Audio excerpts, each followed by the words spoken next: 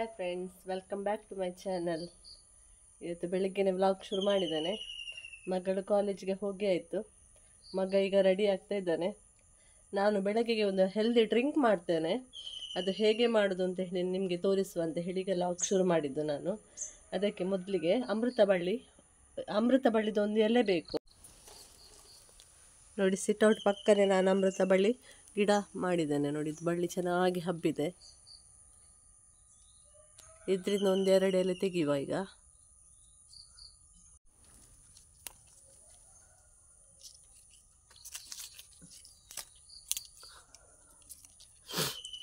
ಎರಡು ಎಲೆ ತಗೊಂಡೆ ಸಾಕು. 1 ಗ್ಲಾಸಷ್ಟು ನೀರು, 2 ಅಮೃತ ಬಳ್ಳಿದು ಎಲೆ, ಆಮೇಲೆ ಪುದೀನ ಸೊಪ್ಪು, 1 ಪೀಸ್ ಶುಂಠಿ. ದಿನಾಲು ಒಂದೇ ರೀತಿ ಮಾಡೋದಿಲ್ಲ ನಾನು ಈ ಡ್ರಿಂಕನ್ನು. ಶುಂಠಿ ಮತ್ತು ಪುದೀನ ದಿನಾಲು ಹಾಕ್ತೇನೆ, ಆದರೆ ಇದು ಅಮೃತ ಬಳ್ಳಿಯಲ್ಲಿ ದಿನಾಲು ಹಾಕೋದಿಲ್ಲ. ಒಂದಿನ ಲವಂಗ, ಒಂದಿನ ಏಲಕ್ಕಿ, ಒಂದಿನ ಚಕ್ಕೆ, ಈ ರೀತಿ ಬೇರೆ ಬೇರೆ ಫ್ಲೇವರಲ್ಲಿ ಮಾಡೋದು. ಇದನ್ನು ಚೆನ್ನಾಗಿ ಕುದಿಬೇಕು.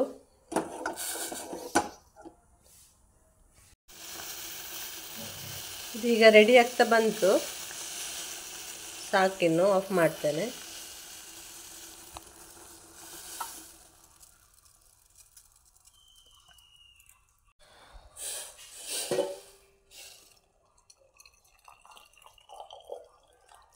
ನಮ್ಮದು ಹೆಲ್ದಿ ಡ್ರಿಂಕ್ ರೆಡಿ ಆಯಿತು. ಬೆಳಗ್ಗೆ ಬೆಳಗ್ಗೆ ಇಂಥದ್ದನ್ನೆಲ್ಲ ಮಾಡಿ ಕುಡಿಬೇಕು ನೋಡಿ. 1 ಗ್ಲಾಸ್ ನೀರು ಹಾಕಿದ್ದೆ, ಇಷ್ಟಾಗಿದೆ ಈಗ ಕುದಿದು. ಇದಕ್ಕೆ ಬೇಕಿದ್ರೆ ಲಿಂಬೆ ರಸ ಕೂಡ ನೀವು ಹಿಂಡಬಹುದು. ನಾನು ಹಾಕ್ತಾ ಇಲ್ಲ, ಹೀಗೇ ಕುಡಿತಾ ಇದ್ದೇನೆ. ನಾನು ಎಂಥ ಸಕ್ಕರೆ ಬೆಲ್ಲ ಎಂತ ಹಾಕ್ತಾ ಇಲ್ಲ ಇದಕ್ಕೆ, ಚಪ್ಪೆನೇ ಕುಡಿತಾ ಇದ್ದೇನೆ. ಬೇಕಿದ್ರೆ ಬೆಲ್ಲ ಮತ್ತು ಲಿಂಬೆ ಹಣ್ಣು ಹಾಕ್ಬೋದು ನೀವು. ಇವತ್ತು ಬೆಳಗ್ಗೆ ತಿಂಡಿ ಅಂತ ಕೂಡ ಮಾಡಲಿಲ್ಲ, ಹಾಗಾಗಿ ಮಗನಿಗೆ ಓಟ್ಸ್ ಕೊಡ್ತಾ ಇದ್ದೇನೆ. ಇದಕ್ಕೆ ಹಾಲು ಬಿಸಿ ಮಾಡಿ ಇಟ್ಕೊಂಡಿದ್ದೇನೆ. ಸ್ವಲ್ಪ ಹಾಲು ಹಾಕ್ತೇನೆ.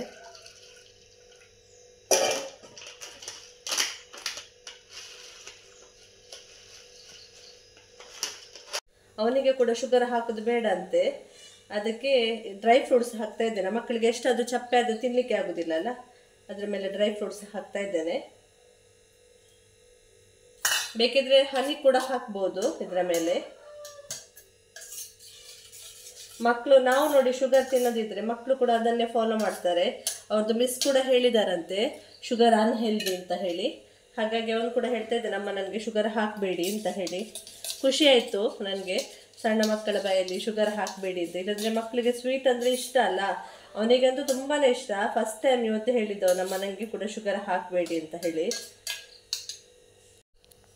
ಓಟ್ಸ್ ರೆಡಿ ಆಗಿದೆ, ಡ್ರೈ ಫ್ರೂಟ್ಸ್ ಎಲ್ಲ ಹಾಕಿ ಯಮ್ಮಿಯಾಗಿ ಕಾಣ್ತಾ ಉಂಟು. ವರ್ಷು ತಿನ್ನು ಬಾ.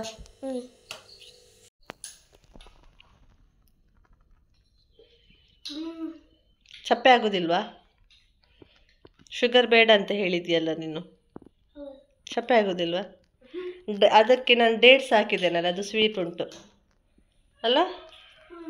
ಓಕೆ, ನೀನು ತಿನ್ನು, ನಾನು ನನ್ನ ಡ್ರಿಂಕ್ಸ್ ಕುಡಿತೇನೆ. ಎಲ್ಲಿ ಉಂಟು ನಂದು ಹೆಲ್ದಿ ಡ್ರಿಂಕ್ಸ್? ಹೆಂಗೆ ಬೇಕಾ ವರ್ಷು? ಬೇಡವಾ? ಹೊರಗಡೆ ಕುತ್ಕೊಂಡು ಕುಡಿಲಿಕ್ಕೆ ಖುಷಿ ಆಗ್ತದೆ.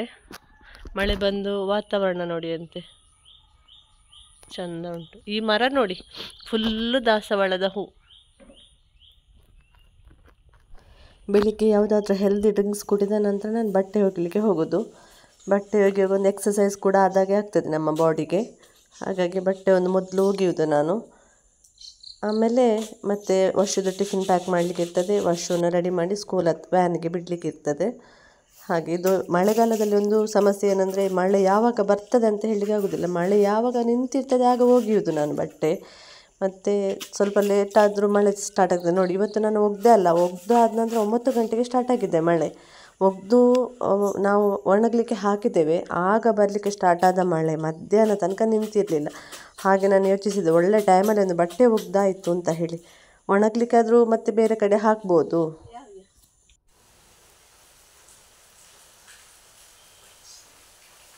ಇವತ್ತು ಮಧ್ಯಾಹ್ನದ ಪಲ್ಯ, ಹೀರೆಕಾಯಿ ಪಲ್ಯ ಮಾಡ್ತಾ ಇದ್ದೇನೆ.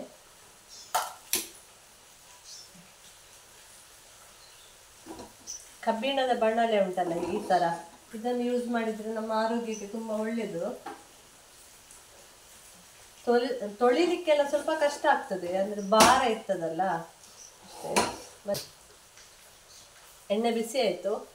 ಬೆಳ್ಳುಳ್ಳಿ,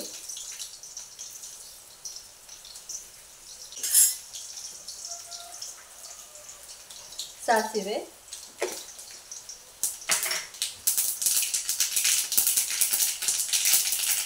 ನಾನಿಲ್ಲಿ ಕೆಂಪು ಮೆಣಸು ಹಾಕ್ತಾ ಇದ್ದೇನೆ ಪಲ್ಯಕ್ಕೆ.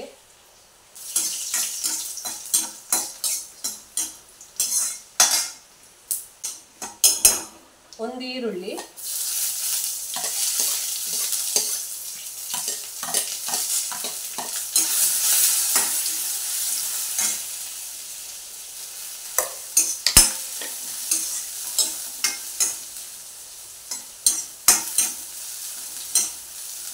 ಈರುಳ್ಳಿ ಸ್ವಲ್ಪ ಫ್ರೈ ಆಗಲಿ.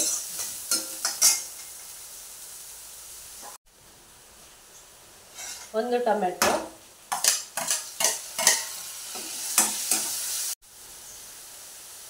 ಈಗ ಹೀರೆಕಾಯಿ ಹಾಕ್ತೇನೆ.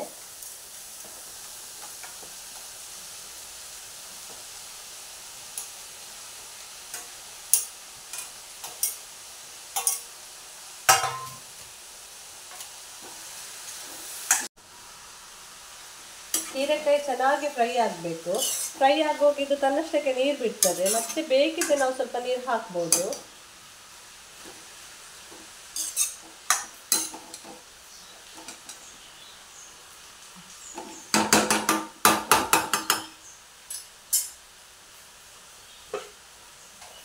ಇದು ಸ್ವಲ್ಪ ಹೊತ್ತು ಹೀಗೇನೆ ಬೇಯಲಿ.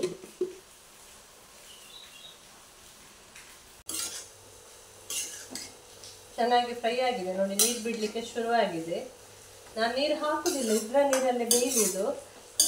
ತರಕಾರಿ ನೀರಲ್ಲೇ ಬೇಯಿದ್ರೆ ಟೇಸ್ಟ್ ಚೆನ್ನಾಗಿರ್ತದೆ. ಇದರಲ್ಲೇ ಬೇಯಲಿ.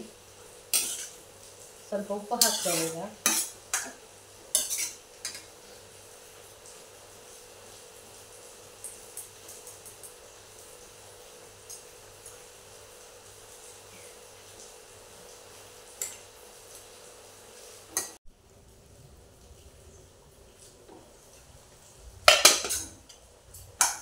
ನೀರು ಹಾಕದೆ ನೋಡಿ ಚೆನ್ನಾಗಿ ಬೆಂದಿದೆ. ಈಗ ತೆಂಗಿನ ತುರಿ ಹಾಕ್ತೇನೆ.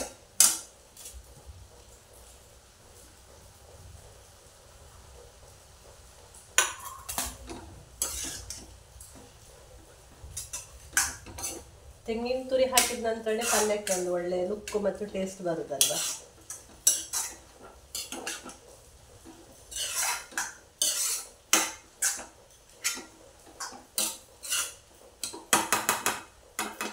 ಇನ್ನೊಂದು 2 ನಿಮಿಷ ಬೆಂದ್ರೆ ಸಾಕು.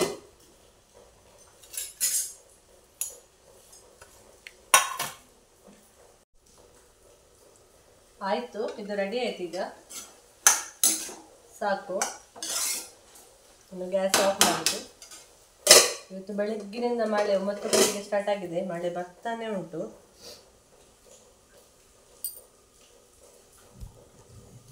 ನೋಡಿ, ಗುಡುಗು ಕೂಡ ಕೇಳ್ಬೋದು ನಿಮಗೆ.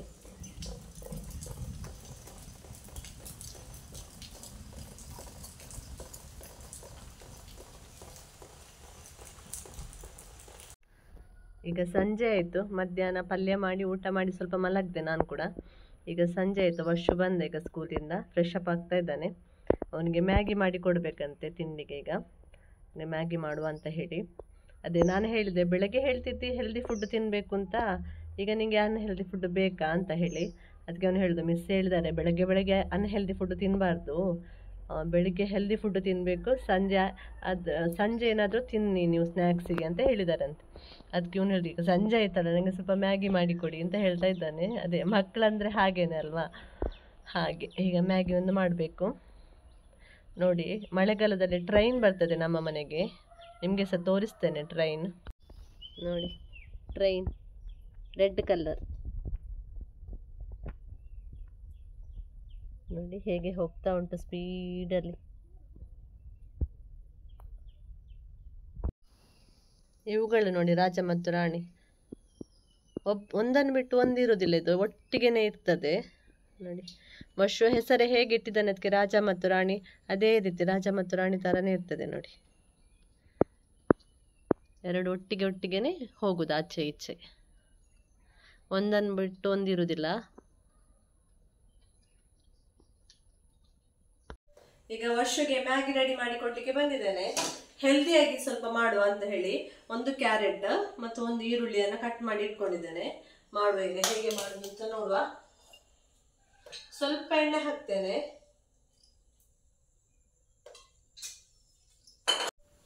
ಕಟ್ ಮಾಡಿರುವ ಈರುಳ್ಳಿ,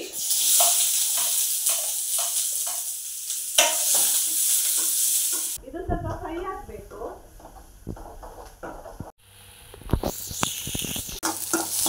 ಈರುಳ್ಳಿ ಫ್ರೈ ಆಯ್ತು, ಈಗ ಕ್ಯಾರೆಟ್ ಕೂಡ ಹಾಕ್ತೇನೆ.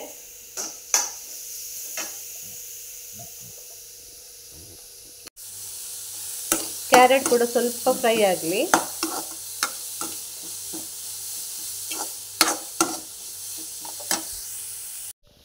ಈಗ ಸ್ವಲ್ಪ ಶುಂಠಿ ಬೆಳ್ಳುಳ್ಳಿ ಪೇಸ್ಟ್, ಸ್ವಲ್ಪ ಒಂದು ಅರ್ಧ ಸ್ಪೂನ್ ಅಷ್ಟು.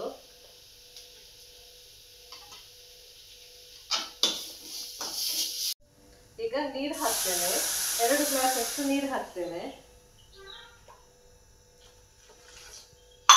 ಈಗ ನೀರು ಕುದಿಬೇಕು.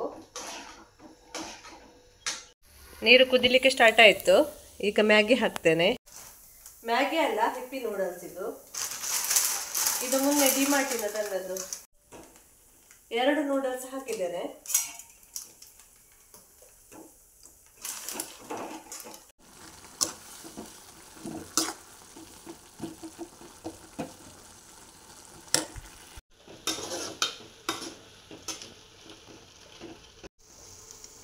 ಈಗ ಇದರದ್ದು ಮಸಾಲ ಕೂಡ ಹಾಕ್ತೇನೆ.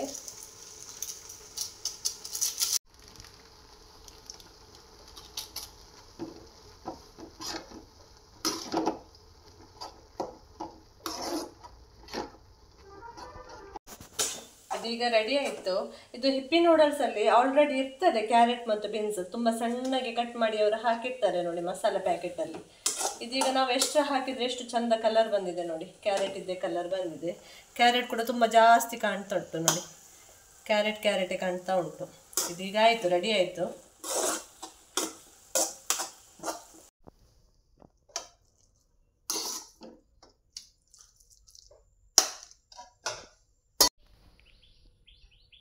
ವರ್ಷ ಮ್ಯಾಗಿ ತಿಂತಾ ಇದ್ದಾನೆ. ವರ್ಷ ಅದು ಕ್ಯಾರೆಟ್ ಎಲ್ಲ ಹಾಕಿ ಚೆನ್ನಾಗಾಗಿದ? ಚೆನ್ನಾಗಾಗಿದ? ಓಕೆ ಫ್ರೆಂಡ್ಸ್, ಇವತ್ತಿನ ವ್ಲಾಗ್ ಇಲ್ಲಿಗೆ ನಿಲ್ಲಿಸ್ತೇನೆ. ಇವತ್ತಿನ ಈ ವ್ಲಾಗ್ ಇಷ್ಟವಾಗಿದ್ದರೆ ಲೈಕ್, ಶೇರ್, ಸಬ್ಸ್ಕ್ರೈಬ್ ಮಾಡಿ, ಕಮೆಂಟ್ ಕೂಡ ಮಾಡಿ.